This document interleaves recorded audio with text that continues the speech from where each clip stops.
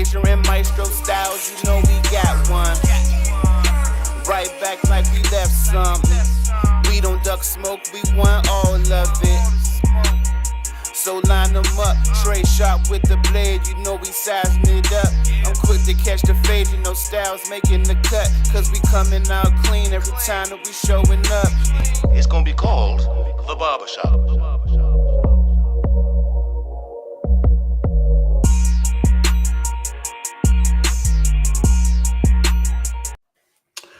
What up, y'all? Welcome back. Welcome back. Another week of the Barbershop Sports Talk podcast. We are streaming live on our YouTube channel, also on the Facebook page, also on Instagram and on Twitter and Twitch as well.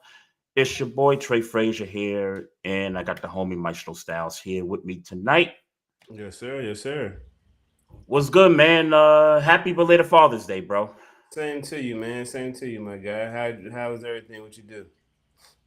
Man, I gotta tell you, I feel like I'm the luckiest person in the world when it comes to my family, bro. Shout out to the kids, shout out to Deb. Red Lobster was kind of our thing Sunday, so that was cool. Got some pretty dope stuff. Soccer related, stuff from my kids. Got a lawn chair that I could take to the games. Got, some other cool things. So I'm blessed, man. Blessed to, have a family that always looking out for you and all that good stuff. So how was your Father's Day? I mean, it's cool, man. I chilled out. My kids is my kids, man. I love my kids. I'm appreciative for them. We just chilled out, man. We ain't do too much. All right. I'll be honest. If I could be honest with you, my kids asked me months ago what I want to do for Father's Day. I said absolutely nothing. Leave me alone. Leave me alone. And I knew they weren't going to really leave me alone per se. You know what I'm saying? I knew they wanted to at least be around, be with me. Child want to be around their father on that holiday. So I'm appreciative for that. Absolutely. But we ain't do too much, man. We just chilled out, and that's good enough for me, man. That's good enough for me. Yeah, nah, that's cool. That's cool. And also happy belated birthday to Debbie. Her birthday was Saturday. And I think she might have had the same mindset as you on Father's Day is, hey, I don't want to do nothing. Even though we ended up, cutting the cake for her, just showering her with gifts and all that stuff, special stuff that we do for everybody when it's their birthday around here. So it was a cool weekend, man. Had the wife's birthday on Saturday and Father's Day on Sunday. Mm-hmm. Couldn't ask for more. I can't imagine we got a whole bunch going on this week, sports news wise. But for the listeners out there, I guess everybody should know that me and you going to head up to Fanatics Fest on Sunday. So we gonna be up there. If y'all up there, come holler at us, come see us. Let's flick it up. Let's do all the necessary things to network and you know what I'm saying. So looking forward to seeing anybody who won't be out there, but we definitely gonna be in the building. And check us out. Yeah, shout out to the folks, good folks at Fanatics that put this event together. This will be the second annual Fanatics Fest. We missed the first one last year in August, and I told Maestro, I said, "Yo, we gotta hit this one up in 2025 for sure." So yeah, man, check us out. What's up? Salty. My kids are definitely salty that I'm leaving them in the house while I go to New Who York. you telling? Yeah, my kids are salty. Man, Natalie was just like, "Where you going? Like, why are you leaving us? Like, damn, like, why you gotta say it like that? Like, yeah. but nah, this is dope, man. I can't wait to head up there. Chop it up with some folks, do some networking. To all of our past, podcast guests out there that've been on the show, if you're gonna be there, would certainly love to, link up with y'all. Pictures, the whole nine, networking opportunities and all that good stuff. So it'll be a good time, man. Definitely be a good time. Looking forward to it. And I got I got a new line of hats, Barbershop Sports Talk podcast hats, Damn, I forgot to get them hats coming out. Yeah, So I forgot to get the up because fifth wall break, and these are cool, but I'm still a dad hat dude. So yeah. No, I you know what I'm got you. saying? Yeah. So I I'm got you. I forgot to order the new hat because I forgot to order the new hat. I still got it sitting up on my browser Okay. to get it, but I forgot to get it. But Oh, for sure. okay. Yeah. I got another line coming out, so I'm gonna bring that with me to showcase, and if y'all want to cop a hat right there on the spot, you know, definitely for sure we could hook that up. Yeah. Yeah, man. So I don't know if you got any quick hitters, man. I do not. So you just finals, just straight finals. Look, man, I was pontificating about how this episode would go before we got on here, and I was like, man, I always say to Trey before a show, and I didn't say it before this show, but normally when it's a slow news week, I can't imagine this going past the hour. And more times than not, we find a way to get this bitch past the hour. Hour But 10, hour 20 minutes, yeah, somehow, some way. yeah. So I'm gonna say it now. I'm gonna say it publicly on air now. I can't see this podcast going past an hour, but we shall see. I can't either, because I only got four things. We just talked about the first one. That was Fanatics Mm-hmm. Fest. So now I got three things left here. So if we want to talk a quick hitter, let's go ahead and talk a quick hitter here. Um, there was an NBA trade that took place a couple of days ago. Not a very splashy Mm-hmm. trade, but something to talk about. Desmond Bain with the Grizzlies got traded to the Orlando Magic, and the Magic gave up a bunch of stuff to get him. Yeah. Four unprotected first round picks, Contavious Caldwell-Pope, and Cole Anthony in the deal. I can't. That is who the. I mean, respectfully, because I know Desmond Bain is a good player. I'm not gonna say it Yeah. like he trash, but Right. that's a lot. That's a lot. It is. It is. I got to be honest with you. I think we've talked about what the Magic's needs were, when they were on their playoff run. To me, they need a floor general. I think they need maybe some more shooting. I don't know why you would put KCP in this deal, knowing that he's your best outside shooter. And I like Desmond Bain. I think he's a good player. He was certainly Memphis's big three, if you ask me, him, Ja, and Jaren Jackson Jr. And I'll get to the Memphis side in a second.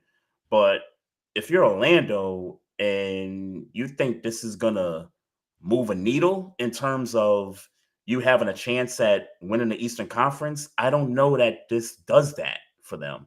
In fact, it doesn't. And not only do you know it doesn't, but four unprotected first. Mm-hmm. Like what? like yeah. What? I don't know, bro. They got beat in the head. Yeah, I don't know what's going on. I don't know what's going on in Memphis right now, and I would love to know. Oh, we know what's going on in Memphis. They just fired the coach. They traded Desmond Bain, and I think them moving on from John Moran is unlikely, but I don't think they're done yet. In terms of reshaping their roster, and why you? I mean, unlikely, yes. Okay, unlikely, yes. But I don't rule it. I don't take it off the table per se. Unlikely, I guess I agree with unlikely. It's not likely that they will trade. It's not likely. Likely, but nothing would surprise me. Nothing would surprise me because y'all. I get, but if you can get four unprotected first for Desmond Bain, you could shit. What could you get for fucking John Morant? Yeah, right. Who's got that? Who's got that compensation? I can't understand. What Luka go for again? Don't Anthony Davis. Anthony Davis. Another player and a pick. Was that it? I feel like it was more than one pick though. I don't remember. Don't give me the line though. But I feel like it was. It wasn't this though. It wasn't this big of a haul that It Orlando wasn't gave up. first round picks for sure. Yeah, it wasn't that. It definitely wasn't that. I mean, granted, they didn't put Luka on the market like they should have, but I don't want to go. I can't fathom why the hell the Magic felt like, ooh, this is the deal we needed to do. Like, what about Desmond Bane did you feel like you needed so desperately? I think he's a good player. I just Sure. don't think he fits. I don't think he fits what that team needs right now. That's what I'm saying. Why did you need him specifically so desperately to give up? Look, I don't even agree with them giving up Cole Anthony for that. Like, you know what I'm saying? Like, if you but I mean, you know, again, no shade of Desmond Bane, you bust this down to KCP and maybe one unprotected first round. All right, maybe I can see that. Because the argument could be made, Cole Anthony in some spots coming off the bench was kind of lighting it up for him. Yeah, some nights. He was I ain't gonna say necessary piece, but he was a good piece on the team. And this team is me and the Magic is still building. I don't understand. This makes absolutely no sense to me. I mean, I saw the trade, but I didn't see what the Grizzlies got. So this is, when that popped up on the screen, I wasn't expecting to see what the conversation was because that's crazy. That is insanity. That's crazy.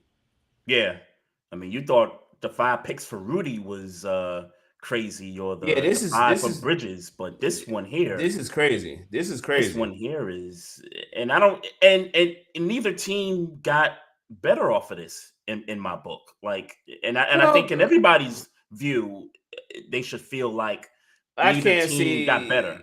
I mean, obviously, we don't know who's going to be drafted with those first rounders, but I mean, 4 first rounders, no, Memphis,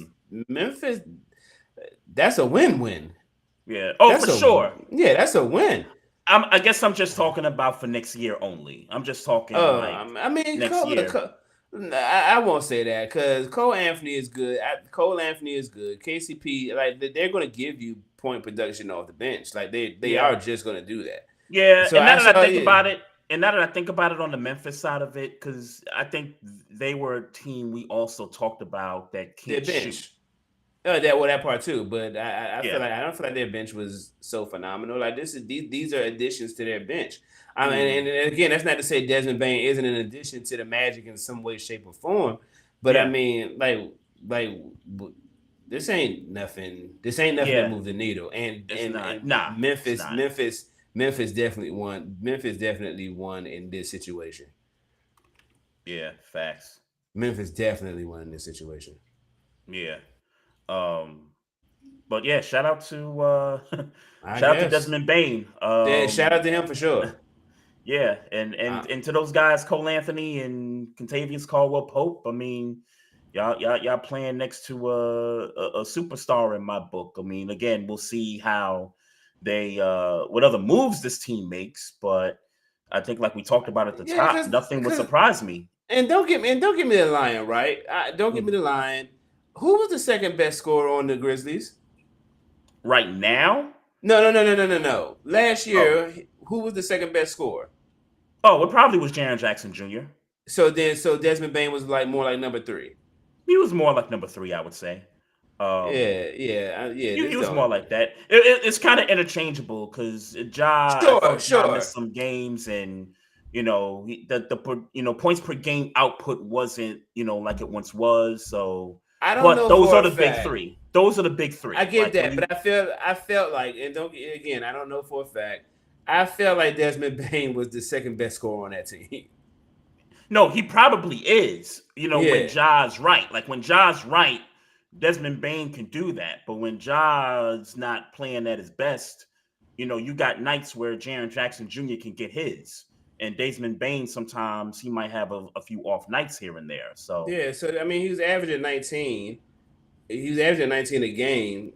Who was this, Desmond Bane? Desmond Bane was averaging 19 a game. So it's like, I can't hold on. Let me just find out what Jaren Jackson was averaging just for the shits and giggles of it. Jaren Jackson Jr. stats. He was averaging 18. No, 16. I'm sorry. 16. Last year? No, Nope. I'm I'm sorry. looking I'm at. looking. I'm looking I'm at. I'm looking at looking at 22. postseason. Yeah, I'm looking at No, 22 again. I'm looking at post. I'm looking at postseason. Yeah, okay, My so fault. Jaren Jackson was averaging 22, and Yep. Bane was 19. So Yep. And yeah, Ja was yeah, averaging 23. So 23. Yeah. yep. So look, man, you getting rid of your. But like I said, I can't be mad at the if that's the compensation for unprotected first rounders, and then Cole Anthony, and then you get to get your bench up a little bit. I Mm-hmm. mean, I don't know. I don't know if that moves Cole Anthony into the starting lineup. I don't know how that works, but yeah, I'm not mad at Memphis for taking that trade at all. I think what they're going to end up doing, Scottie Pippen Jr. started some games late in the year into the playoffs. But I believe he started on the bench to start the Mm-hmm. season. So I think they're going to end up putting him back on the bench along with a guy like Jalen Wells. Shout out to Jalen Wells. He's the guy that got hurt, that gruesome injury he had. I forget what it was, but they lost him for the year. They probably put him, back on the bench also. And then these dudes, do they still got Marcus Smart on that roster? Marcus Smart was with the Wizards mid season. He was. Okay. Yeah, Okay. yeah, yeah. He Okay. might, Okay. and I'm saying like he's still on the roster as of right now, but Right. Right. So yeah. So then can't forget about Zach Edey.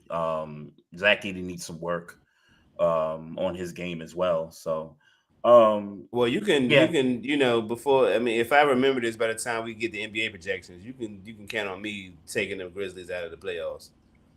like all together, like Yeah, yeah, or play in maybe I put them down to play in.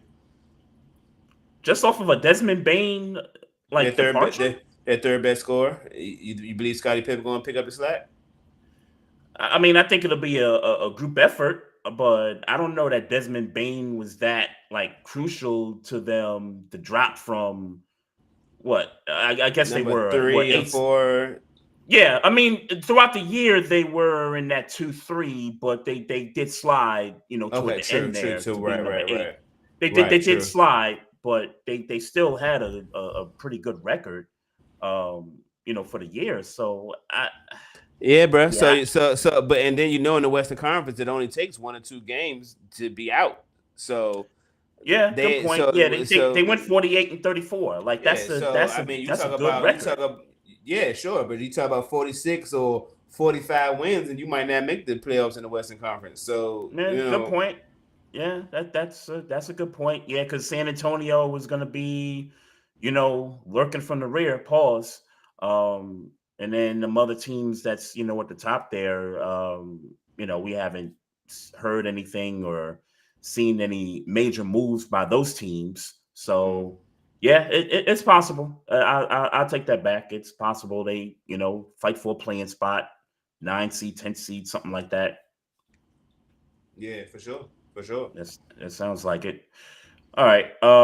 We were discussing the finals a little bit before we got on here. Pacers versus Thunder in the finals. We're through 5 games already. The Thunder are up 3-2 in the series. This series took a monumental turn, in my opinion, at the end of game 4, where SGA just had to put the team on his back late in that quarter, bro. The Pacers dominated that game for about 3.5 quarters, and they couldn't hit a shot once SGA got going. The Pacers just couldn't hit threes. They couldn't get their layups in. This is the turning point in the series. This is where OKC, makes their mark. And now you got an injured Tyrese Halliburton on top of that. I agree with you. I think this series is done in 6. Would it surprise me if it went 7? It wouldn't surprise me, but I think if you don't have Tyrese, and I think he's going to play. Like Yeah, I think he's gonna play too. I think he's going to play with, I think, some caution. I hope, those calf strains, and, people remind you, KD had a similar thing in the 2019 finals, calf strain. They put him back out there against Toronto, and then eventually, the Achilles busted up. So prayers for Tyrese Halliburton that if he does Absolutely. play, that that he doesn't suffer that situation. But I think this is over in 6 with the way things are looking right now. Yeah, it's a wrap, bro. I mean, you spoke about it, man, and much like I talk about all the time when we're talking about the playoffs and these series, man. When that guy decides, all right, I've had enough. I need this, and I'm gonna get it. And SGA said, I need it, and I'm gonna get it. I mean, interested enough, last night, then Mm-hmm. Jalen Williams came in and said, you know what? Let me go ahead and get my shit off real quick on him Get real that 40 quick. piece. Yeah, let me go ahead and get my shit off on him real quick. And Yep. meanwhile, I don't know what Pascal Siakam's what his stat line was at the end of the game, but at Mm-hmm. last time I checked, it was around 10 points, and Halliburton hadn't made a field goal yet. By the last time I had checked up on it, I fell asleep. Let me be clear about where I was, but yeah, man, it's just when you got the dudes that's willing to put the team on the back. It's good that you Pascal can Pascal Siakam had 28 points at the end of the game. last night. At the Okay, end of the that's game, what's Pascal up. Siakam That's what's had up. So he he turned had up in the 20 second he had half. yeah. He had 28 points last night. 9 for 15, shooting field goal range. Yeah, look, I think because I was telling Debbie last night, I said the Pacers gonna win the game. Um, the way, leading up to game 4, it was kind of back and forth. Neither team, kind of lost 2 in a row throughout the playoffs. So I thought, okay, maybe this trend is going to continue, right? Pacers blew game 4. They'll rebound in game 5 on the road. So they come out and OKC is just taking it to them. Probably as up as much as 18 points, I think, Mm-hmm. going into the half. Mm-hmm. And then I go get a drink from upstairs. I come back down, and it's a 5-point game in the fourth quarter. It's a 5-point game, and I'm like, okay. It's like I talked about. Like you can't kill the Pacers. Like just when you think you got them, you can't kill this team, right? And this is with Halliburton not scoring a point yet. Yeah, right. You know, so I think once we saw him kind of hobble a little bit, and I mentioned it a little earlier, like they was trying to play him off ball, which is really, like you said, is not his game. To play off ball, he needs the ball in his hands. And they had Nemhard, bring the ball up, and I think he had like 6 turnovers in the game. Mm. I think he had like 4 consecutively. I think Siakam had another couple of turnovers in that stretch as well. And I think that's where they started to separate from that 5-point deficit. It turned into now 10 points, 12, 13 points. And it was just nothing the Pacers could do at that point. They got done in with turnovers again. What, 19 total for the game, I think? Okay. So similar to game 1. So Outside of the fact that Halliburton was there to hit that game winner. yeah, right. That's right. I That's mean, right. look, man. It's hard to, you know, shout out to Pascal Siakam, man. Like, I don't want to shit on him. He's had a good playoffs for all intents and purposes, but it's just like, bruh, like let Halliburton do what he wants to naturally do, and that's facilitate the ball, bruh. And it's because they don't feel like they can just give you the ball and move out the way. Mm-hmm. Look, I get it, and I'm sure Carlisle likes to preach team ball and making sure everybody touches the ball before a shot. All those philosophies. But at the end of the day, bruh, Mm-hmm. you need somebody that could just grab the ball and you say get out the way and let that man do work. And Pascal Siakam, I don't feel like people believe that he can do that. I just don't. Mm-hmm. And, Well, I and give him credit. I give him credit for attempting to do so. sure, Like, most guys kind of shy away from that kind of pressure and moment. I don't think Siakam shied away from it. I think it's just more about in those situations, it's just more about ability than it is about whether he's got it in his heart to Capability. try to do it. Yeah, right. Yeah. Right, Yeah. right. I mean, I ain't gonna front, bro. I was ready to talk about Hall of Fame implications for Pascal Siakam had the Pacers, been up, huge in this series, whether they had been up 3-1 or 3-2. I'm sorry, what? When you say Hall of Fame implications, what do you mean? Meaning had the Pacers, won this, championship. Obviously, they couldn't win it, last night. They couldn't win it the night before, unless they went up 3-1. And shout out to my guy Savage, that does the basketball podcast with our guy Tev Shakir. But he even said it on Twitter. He said, "Yo, Pascal Siakam, if they hoist a chip and he get Finals MVP." You talking about a Hall of Fame appearance for this guy, and meaning you would put him in the Hall of Fame after that? I would put him 2 championships and a Finals MVP for a number 2 guy. Like that's a Hall of Fame. Okay, that screams Hall of Fame to me. It don't holler Hall of Fame as loudly to me as it may to you. I mean, I don't know. I have to think about that. I'd have to dig into the Pascal Siakam bag. I get when you say it like that, 2-time champion. And if he was to win MVP, like sure, I guess that would have to be a conversation. I don't know if his career screams Hall of Fame to me though. Not just because of those 2 superlatives, even though those are major accomplishments. I don't know if I'm etching it in ink that he would be a Hall of Famer if those things would have happened for him. I mean, and look, some of it is because of who they let in the Hall of Fame. Also, like there's guys there that you don't think should be there, but like you said, when you label it that way, because we also got to recognize that Hall of Fame is not just professional basketball. You know what I'm saying? Yep. So look, Yep. I don't pretend to know. I know he's had a short basketball career, meaning he didn't start playing ball till like college or till he was like 17, 18 years something old. Something crazy like that. Yeah, you know what I'm saying? And I don't recall hearing his name a whole bunch in the college ranks. I'm sure he was a good player. I mean, he got drafted, so I'm sure he was a good player.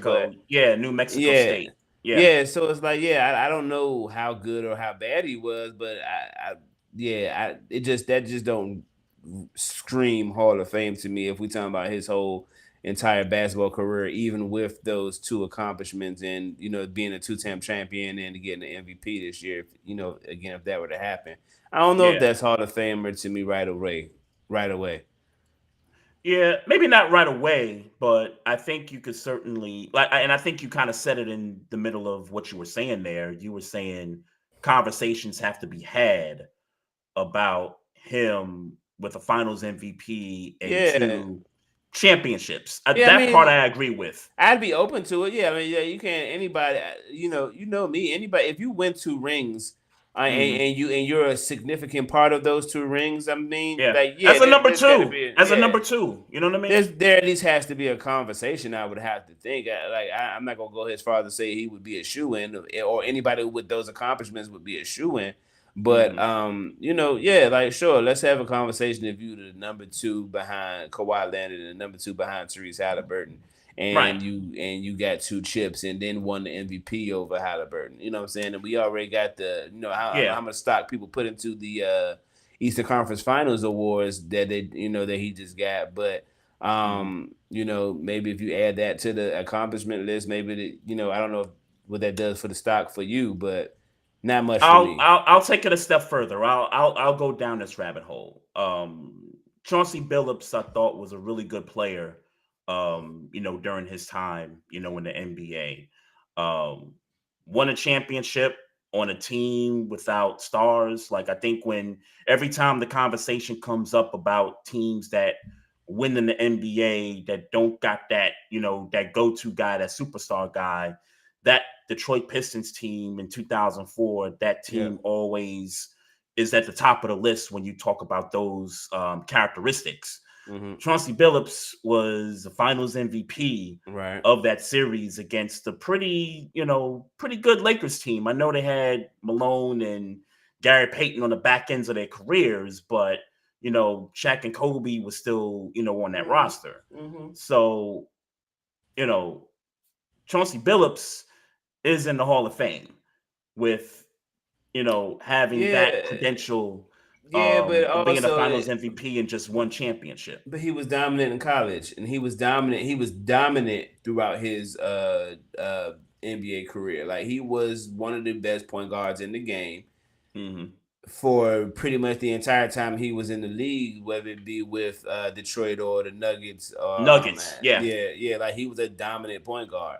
So I mean, I think that argument is a little different than Pascal Siakam. I mean, I get that you're basing it more so just on accomplishments than but I think something is also to be said about who he was and how he was regarded. And how he transformed some of those teams he was on, because that Nuggets team he was on that got him to the conference finals that year against Kobe. I think that changed the trajectory of the Nuggets, because they there was always a first round exit, during Carmelo's first few years there, and then they get Chauncey to kind of be the floor general, and they got better. Like, their team got better. They got more efficiently better, and they ended up in the conference finals. So he's definitely transformed the way teams operate on offense. So I give him that. So like I was saying, I just don't look at Pascal Siakam. Like, when you look at Pascal Siakam, the accomplishments are there. The accomplishments are there, but when you look at him, how do you, if you could sum him up in a sentence, like, it don't give Hall of Fame energy at all to me. Yeah, I hear you. Pretty good player who had a pretty good player who no disrespect, just didn't make the moments when the moments needed to happen. You know what I'm saying? Sure. It's not like a number one. Yeah, he's not a number one. I think if you ask people around the league that play and coach, I think they tell you, he's a solid number two option. For sure. He'll always be that. And then, especially because there was a time where people considered him to be a number one option. Like, he could grow into become a number one option. Like, that's what people thought. Conversations were happening about that when Kawhi left. And then this is really this is a similar situation. I feel like even with Halliburton, like, they gave him a contract, and you know what I'm saying. I feel like they put him in a position by putting the point guard, getting him a true point guard to be the number one guy in Indiana, and that just hadn't panned out. Right. But it's kind of like you say, though. Like, we talk about it on this podcast. You prefer your wings to be the guys that when the things get tight in games, when it gets closer and it's money time, you like your two guard, you'd like your number three, or even in some cases your number four, depending on how he's built to be that guy. So in this case with Siakam, him playing the four, he doesn't play. He plays more of the four than he is closest to playing like a center, because some centers are built that way. I thought he played the three. No, he plays four. Okay. I'm not going to argue with you. I just thought he played the three. Yeah, but are you saying while he was on Toronto or with this team now? I'm talking about with this team now. What this team? No, he plays the four. Okay. Because what's his name? I think plays the three. I think Neesmith plays the three. Okay. Nembhard plays the two. Okay. Yeah, his game is definitely that of a three, but yeah, okay. I mean, all right. If I ain't going. Yeah, we kind of saying the same thing. Like, I don't think his body's built to play up to five. Like, there's some guys that play four that are more built to play the five, but I think he's closer to being like a truer power forward than he is a center. But that also means that he could be closer to playing the 3 as well. Like you're Yeah, I was saying. gonna say, because I understand that he's listed as a 4. I heard you, I understand, but his game is not that of a 4. Like he plays like a small forward. He plays like a small forward. So it's like for me, it's like when you play that way, that his type of game. He's a slasher. He's not like he want to get to the bucket. He want to he cutting. He want to get into that type of bag. So for me, it's like you in position. Like only thing he lacks is the ability to get the ball at the top of the key, move till everybody get out the way, and create a shot. And I'm not. And it's not because he's not capable of doing it. Maybe they're not giving him enough opportunity to do it, or he's just not efficient at it. But you know what I'm saying. It's not happening in the way that I think people felt like it should happen for him when the whispers of him being capable of being a number 1 scoring option was a thing. And now we hardly hear about it. It's like he went to Indiana and people don't talk about Pascal Siakam no more. Like it just ain't a conversation. Yeah. Like we laughed at the money. Like that's what you paying for Slim? sure. Yeah. For sure. For sure. It's like, Indy. Like, and it's funny. Like, It was off the back of our conversation about the Pacers not paying their guys. Like, I remember us having that or conversation bringing in a star. So I mean, and this is even more to their philosophy. It's like Pascal Siakam. With all due respect, he ain't a star. Yeah, facts. He ain't a star, so it's like you give him super max money. And it's like, hey, that's cool that you letting a black man get paid, but I mean, is he number 1 scoring option super max money? I guess they base that off of stats, and I mean, you got to get a certain. Who else they gonna get out there? Yeah, and I know there's a criteria you got to meet to be able to give somebody a max. So I get it. He clearly met the criteria, but. That dude ain't no number 1, man. It's no number way to slice it. He's just not a number 1 on a championship team, in my personal opinion. Nah. So when we do this podcast next Tuesday, we're gonna be congratulating the Thunder. Is where I think we're headed here. I think that's where we're heading, and like you said pre-show, or maybe you said it on the show. We ain't got to worry about rushing to no TV by Fanatics Fest or trying to hurry up and get back to the DMV for Fanatic, to catch the game Sunday, because we both reckon that there's going to be no game on Sunday. Nah, I think Thursday is going to be it, man. The Halliburton injury is just it's one of those ones, man. Just pray for the guy. A lot of conversations about Coach potentially leaving him in the game too long last night and not giving TJ McConnell, the run, because McConnell, when they were making their comeback to cut that lead to 5, McConnell was a big part of that. And, and Rick Carlisle, who's, great, at what he does coaching wise, but you kind of feel like there was a misstep there by him, saying, hey, I'm gonna stick to my guy, which, on the surface, no one ever has an issue. Nobody with would argue with that. Yeah, nobody would argue with that. Of course, but when you see something that's cooking, you let it ride until it stops cooking. And TJ, was not slowing down at any point during that run. When they cut it to 5. Yeah, man. But for sure, shout out to the Indiana Pacers. You know what I'm saying? You know what I mean? Y'all did it. But get y'all what's the second place ribbon color? Red. Get y'all a red ribbon, man. I don't know. Second place. But yeah, it seemed to me that's the case. I'll gladly eat crow if it changes, but to me it's a wrap. Yeah, nah. Even if they win game 6 at home, I still think the Thunder control this series. Like my original prediction was the Thunder. I mean, the Thunder in 7. So that would just make my prediction right. But I think it's a wrap Thursday, bro. I think and full disclosure, because my mans, I'm gonna be honest with you and my audience. At 10 o'clock on Thursday, Erykah Badu is going to be doing a live concert on Amazon Prime, and I believe she's going to be releasing some of the new music with Alchemist. So, yeah. I think around 10 o'clock that game On 10 o'clock Thursday. Yeah, I think Okay. that game. Oh, because you think they're gonna be up by like 20? I'll be honest with you, Trey. I've been waiting for this Alchemist Erykah Badu shit since December. So it's gonna go off one way or the other. Sorry, sports fans. Oh, okay. Maestro, All right. All right. I mean, I'm just telling you. I'm just telling you about me. Forget that on demand. I don't give a watch fuck what it is. I don't give a fuck what there's on demand of. I know that on Thursday at 10 o'clock, I'm rolling my weed and I'm putting Erykah Badu on the big speakers, especially if she bringing out some new Alchemist shit. Yeah. So not the music nerd y'all out on a sports podcast. I just feel like I should be honest with you, with the folks listening, and tell y'all about me.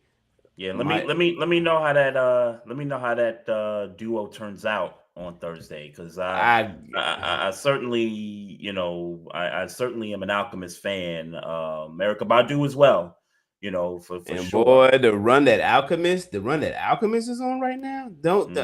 This is a sports show. Sorry, but talk your talk, B. Like nah. I mean, I won't do all that, but yeah. And plus, I'm still trying to get out of here in an hour, so we doing good. So, but yeah, bro. I think it's gonna be a wrap on Thursday for sure. And I don't even count it. But to answer your question about being up, I don't think it's gonna be like a shutout. I think the Pacers are gonna fight a hard-fought game like they've done all the playoffs. But it's gonna be too much, man. It's gonna be too much, and it's gonna be too much for the same reason I said it was gonna be too much when we was making predictions, bro. Like. If the defense is the defense that they play defense at Thunder, but then when SGA decides, all right, I had enough, ain't nobody that could do nothing about it. And let's say for a second that they could slow down SGA. Well, shit, if Jalen Williams decides, all right, my turn. You know what I'm saying? Like, I'm sure everybody's aware that this is a closeout game. Yeah, I think, and look, I'll keep this in mind too, and I agree with you. I do think the Thunder eventually win in Game 6. I just have to keep reminding myself that this Thunder team is still a young team. This is not a veteran team. Is it likely? I won't say likely. Would it be surprising that OKC kind of lets up a little bit, knowing they got a Game 7 back in their building? Wouldn't be surprising if OKC let up. As a young team, not a veteran team, still trying to learn how to, win, at this level on this stage too. Yeah. So what the Pacers need, they're gonna need one of them Ben Mathurin games like he gave them in Game 3, I think that was, with the 20-something points off the bench. They're gonna need something like that if Indiana's gonna want to get this to a Game 7. Otherwise, you probably gonna get 20 plus from Siakam. Tyrese, as much as I think he's gonna play, I don't know that he's gonna give you much. I think that Cav is gonna still limit him. And then the other guys like Nesmith, I don't know if I'm counting on Nesmith to give me 20. Like, one of them other guys got to get you 20. Yeah, Siakam could do it. I don't know about them other guys. I don't know. You don't know about anybody else on that team that's going to get you 20 points besides Siakam, because Halliburton ain't 100%. So you don't feel like nobody else on that team is going to can get you 20 points. You said Mathurin. Confident, right? Confident. Yeah, you don't believe nobody else can get you 20 points. That's going to be a problem because you believe that Jalen Williams and SGA can get you 20 points. I know that Chet ain't honestly with Jalen Williams. I think you could say the same thing about Jalen Williams. He had a great night last night, but he could disappear. I mean, but we've seen him do that for sure. Throughout the playoffs. Me and you had this conversation earlier in the series that who you had more faith in, Jalen Williams or Pascal Siakam, and you said Pascal Siakam, and I said Jalen Williams, and I we won't no need to rehash it, but certainly but certainly past Pascal Siakam, you got Jalen Williams over everybody else in that Pacers team. Yeah, for More sure. likely to score 20 And points. now Siakam is kind of forced to be the one now because of a hobbled Tyrese now. So Jalen's not forced to do that. And now he's going to get more attention put on him, meaning Pascal Siakam. Yeah, for sure. Yeah, for sure. So it's like I said. It's like I said. They need another Ben Mathurin 20-point game if they could get it. If they could find a way to get it from him. Other than that, you better be able to stop Chet or Caruso from having 20 points. Because that's the other part of it. That's what I was getting to. Like is SGA, Jalen Williams, and then you never know when Chet might decide he want to have a 20-pointer or Caruso decide he want to have a 20-pointer. So it's like, and Caruso gonna give you that and still play top-notch defense. You know what I'm saying? True. So it's it's just too. And much. I don't want to leave out Miles Turner either, because Miles Turner can be a factor in this game as well. If Miles can get it going from three, I think they're gonna have a good chance to extend the series. But it can't just be Siakam by himself on an island dropping 20. Somebody else on that team's got to come up with their own 20-point night. Unless Siakam put up a 40-night game. Unless that happens, sure. But if you're asking me two Pacers that are more likely to get that 20, I think Mathurin off the bench can more likely do it. And I think Miles Turner, because of the outside threat he can be, I think he can give you 20 if need be. So we'll see, man. We'll definitely see. Have you seen this these videos on the Big Three? Dwight Howard, Lance Stevenson. I haven't. I shout out to Michael Beasley though, but I seen Michael Beasley and Lance Stevenson play a couple weeks ago, and 1-on-1, right? Yeah, but they people be forgetting that Michael Beasley, however his NBA career happened, that's that, but a basketball player, like he is one of them. He's definitely one of them. And after he beat Lance Stevenson, I've heard chatter amongst commenters and social media, players duck that smoke. Like it's rumors that LeBron done duck 1-on-1 smoke with Mike Beasley. It's rumors that people done duck smoke with because Michael Beasley with that 1-on-1 shit is one of them. Yeah, I've seen that.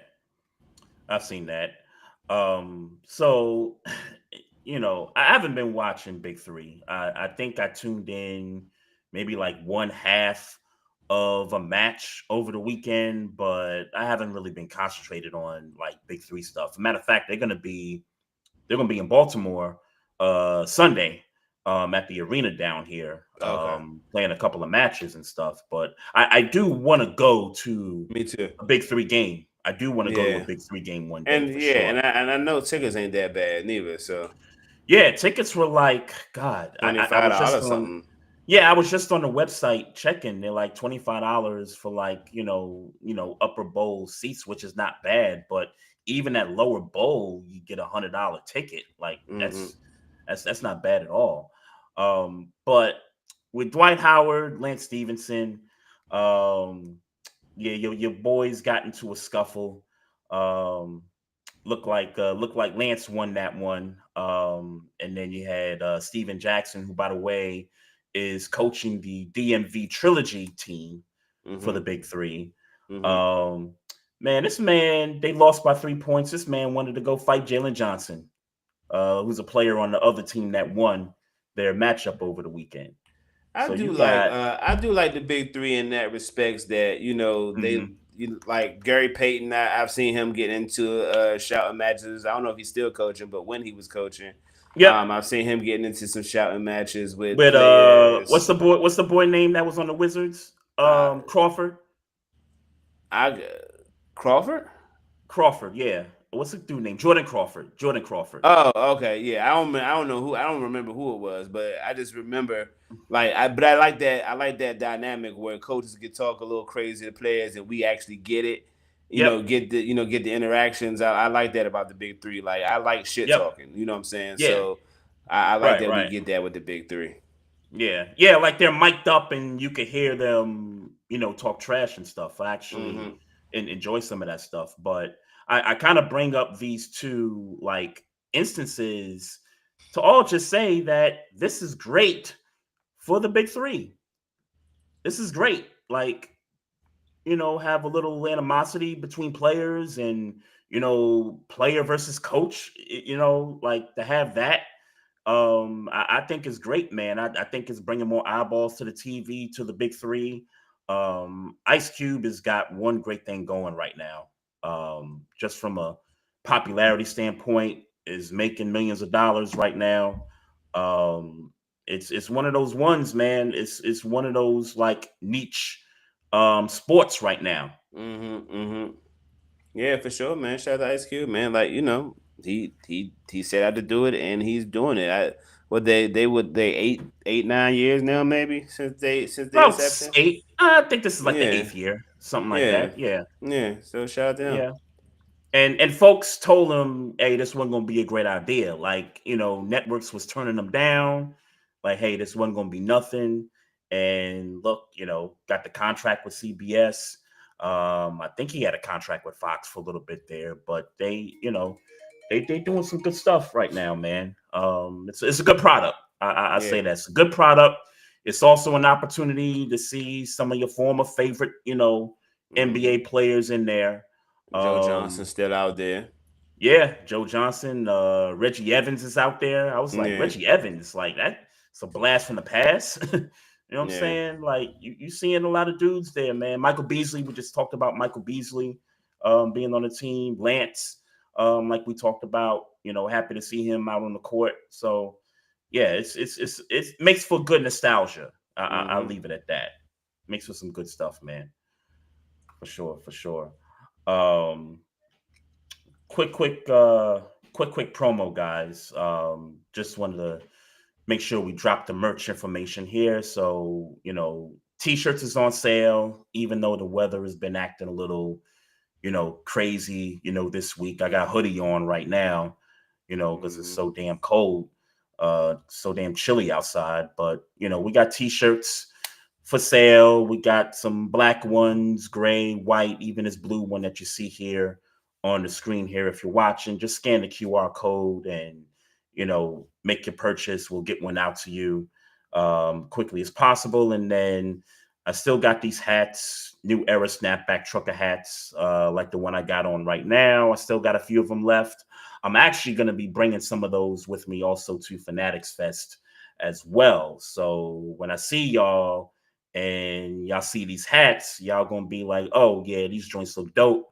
Let me go cop one. It's going to be right there, y'all. Otherwise, scan this QR code and just hit me up through the DMs on IG and let me know you want a hat, and we'll set that up and get that out to you. Also, quick thanks to everybody in the chats, IG Live, Twitter, and all that good stuff. I see some folks in here. Don't forget, folks, just follow us on social media. We got the Facebook page. Also, we're on YouTube, so subscribe to the YouTube channel. Also, don't forget we're on Twitch as well. Follow us on Twitter at Barbershop SPOR2. Also, follow us on Instagram at Barbershop Sports Talk Podcast. That man right there, you can follow him everywhere at Maestro Styles. If you got questions, comments, just hit us up on the email, barbershopsportstalk1@gmail.com. And we made it, man.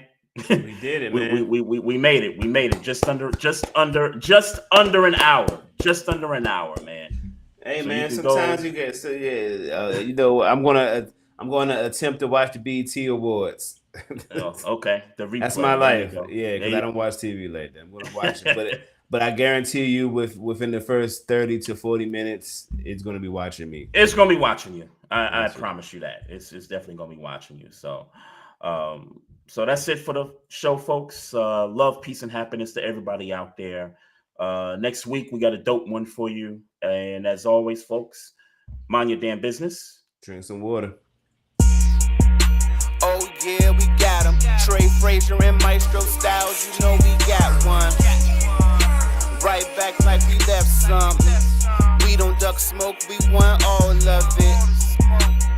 So line them up, Trey sharp with the blade, you know we sizing it up. I'm quick to catch the fade, you know Styles making the cut. Cause we coming out clean every time that we showing up. It's gonna be called The Barbershop.